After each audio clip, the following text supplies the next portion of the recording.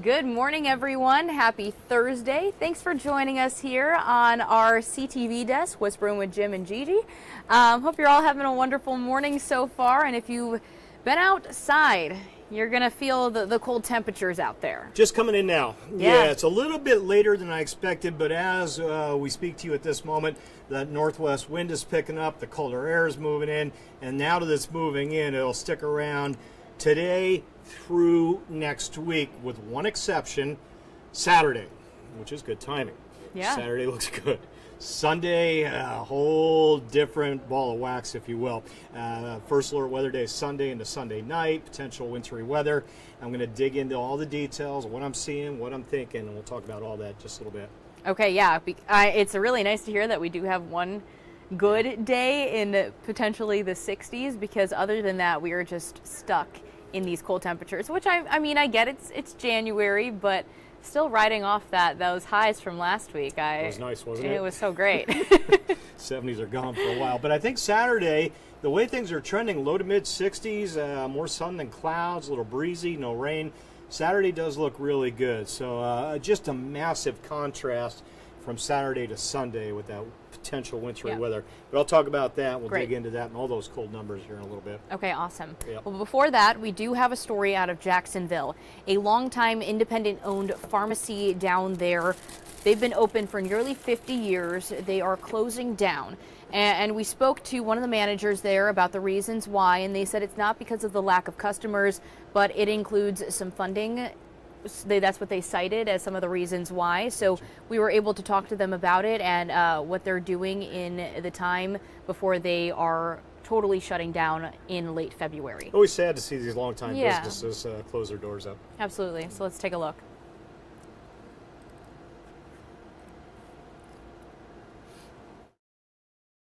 The pharmacy has made its home in Jacksonville since 1979 after originally starting at a different location in Jacksonville. They moved to their current location in the early 2000s. Kimberly Sullivan is the pharmacist manager, but also the daughter of the owner, Joseph Jarman. She says she spent her whole life helping the family business, but says now is the time to move on. We've known about this for a couple of months, but we also were trying to, one, hope something would come up to help us, and two, we just kind of didn't want to face the situation. She says a lack of customers isn't what caused this. Instead, it's a lack of reimbursements and what she says is greed.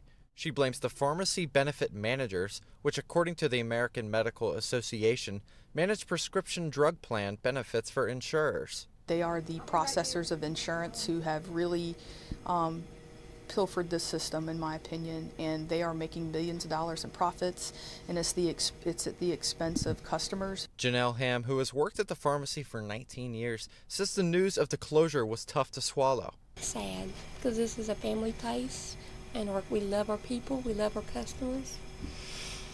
Very sad. Sullivan says in 2015 she started to see profit decrease, and ever since then it's been declining steadily, and now they're in the red.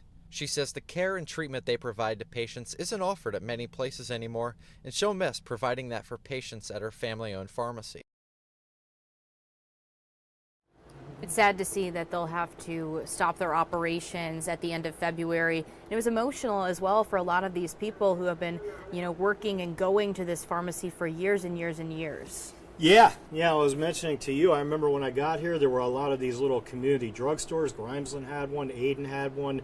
They had to shut their doors, and it was emotional for those owners. I remember when they were shutting up, and similar scenarios with other businesses. So yeah, a little sad, but I guess, the way things have changed and progressed shopping-wise and everything else, is there's no avoiding it, I guess. So, and anyway. their final day is February 27th. So if anyone would like to stop by, there is that time, but that is the end for them. Yeah, go shake their hand and say, thank you for everything. Yep. Thank you. Absolutely. All right, Jim, let's talk weather, but you also have some little story. Speaking of thank yous, I've got some kids I want to say thank you to, and staff. We went down, Dustin's in that shot as well. If you look close, you'll see him off to the right of me. And all of the 5th graders at Meadowview Elementary School. And that is down in Onslow County, outside of Jacksonville. We went down there Tuesday, I think it was. My days get scrambled up a little bit, but what a wonderful visit. This is one of my regulars. I've been going there for a while, and I appreciate the return invites every year. And it's just a wonderful time. Yeah. I've said it many times. I'll say it again. Best part of my job, school visits. The good times we have talking weather, chatting with the kids. It's just when you've got an audience there locked in on you when you're talking weather, because that's tough. Not since probably pressure's college. on, yeah. Have I had a bunch of people who really love weather like that. So yeah, we Did they ask you any interesting questions? Oh yeah, all kinds of stuff, weather and non-weather stuff. Okay. You know? Are you Gotta love that married? too, How long yeah. have you been doing the weather? How old are you? Yada yada yada. But they sent me Oh, back. look at that. Some cool swag. I'm going to play I this love it. off as the Ford variety Mustang, I think, because I like those old muscle cars. But yeah, t-shirt and, of course, the sunglasses, kind of styling with the orange sides there. But you guys are rocking. Thank you. Thank you. Thank you. Appreciate you guys. Love it, Jim. All Gonna right. switch gears. We're going to get into the weather. Again, that was Meadowview Elementary School down in Jacksonville. So I say hello and thank you to those fifth graders. All right. First alert weather day, Sunday. This is the buzz around town. All across eastern Carolina will snow. Wanted snow. If it does, how much will we get? Way too far out to talk accumulations yet. Maybe tomorrow, more likely Friday, we'll start to kind of give you an idea of what we're thinking if there'll be accumulations. If there'll be accumulations. Remember I said that because this storm still could stay a little further offshore. But right now we're looking at a midday Sunday to midnight Sunday is what I could have put there. So a 12-hour window for potential wintry weather, starting as rain in all likelihood, and then that rain likely mixing with or changing to snow some of the inland areas as we work into the early to mid-afternoon. Probably remaining rain along most of the coast. That may be a mix as you get north of the Oregon Inlet, northern Outer Banks. So yeah, if indeed we do get some wintry weather, I think it'll be cold enough where we may get some slick spots developing mid-late afternoon Sunday, more likely Sunday night as the temperatures plummet. Even those of you that don't get wintry weather, if the roads are wet, as we get past sunset Sunday, a lot of those roads will quickly become slick and icy, a lot of black ice potentially. So keep that in mind, regardless of what type of precipitation we get. Slick roads potentially Sunday night. All right, here's the setup. So this is Saturday at 4 p.m. Look at the mild air. I mentioned Saturday, a warm-up, a one-day warm-up.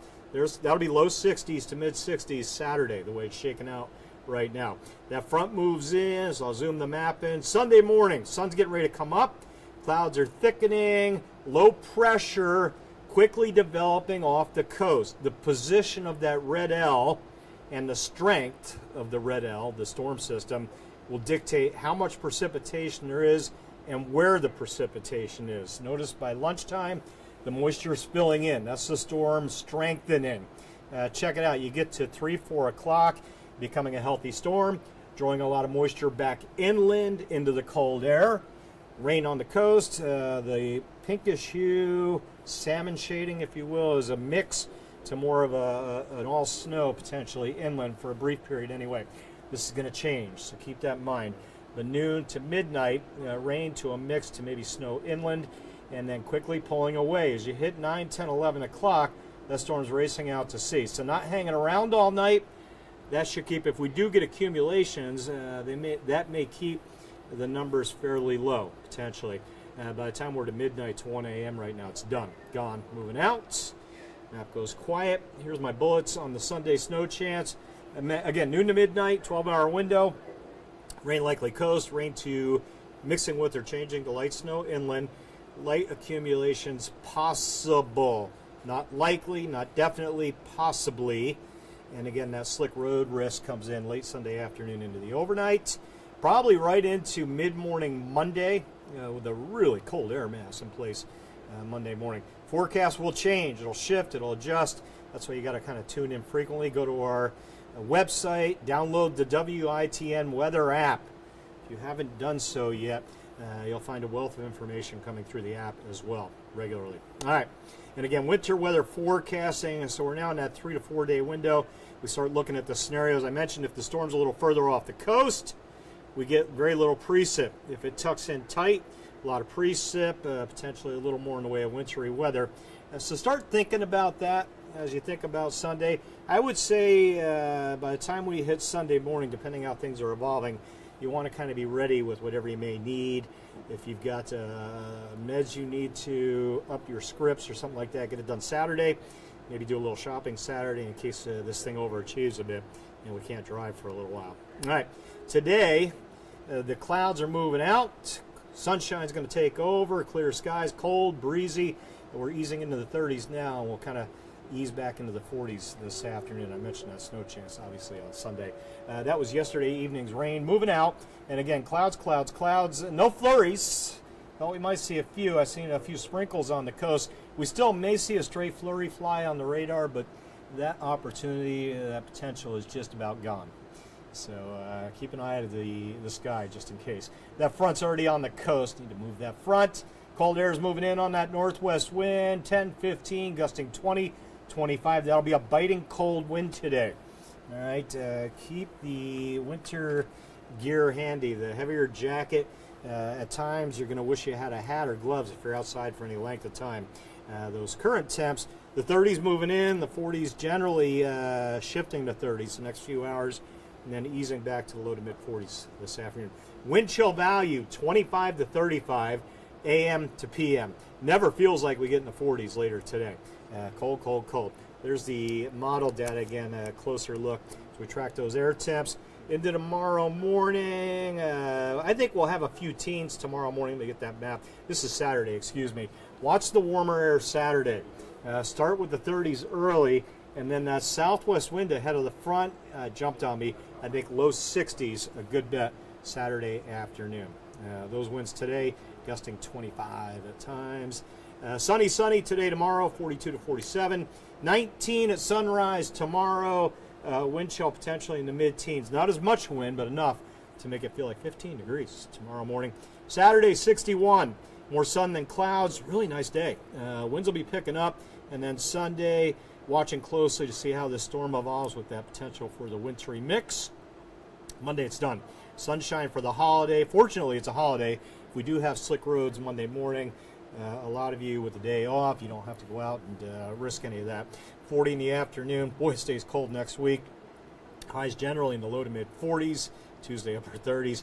And more teens popping up next week as well. The overrunning theme, the cold air, with the big weather story evolving now, that potential for wintry weather on Sunday. Yeah, not really able to escape that cold weather there aside from Saturday. So take advantage of that. Like Jim said, go do all of your errands and everything before potentially some kind of precipitation on Sunday. Yeah, and I mentioned, keep tuning back over the next few days. When we have these kind of setups, you got to tune in frequently. Stay on top of the weather app. The updates on the storm. We'll have dedicated stories on our webpage as well regarding the storm and how it may evolve. We'll have you fully set. Whatever we may get, you'll know what's coming as you keep up with us. Okay, awesome. Thank you for the update, Jim. Sure. And thank you, everyone, for joining us this morning. We have a few people over on Facebook. Good morning to Penny, George, and Faye and Ahoski. Hope you all have a wonderful day. Stay warm out there, like George is saying in the comments there. It is getting quite cold out there. Yeah, it's going to be the deal for a while. Get used to the cold. And again, stay on top of how Sunday's weather forecast evolves. Yep. We'll be back at 8 a.m. for another news and weather update. Hope you can join us then. Bye. This hour of the WITN First Alert Desk is sponsored by Toyota of Goldsboro.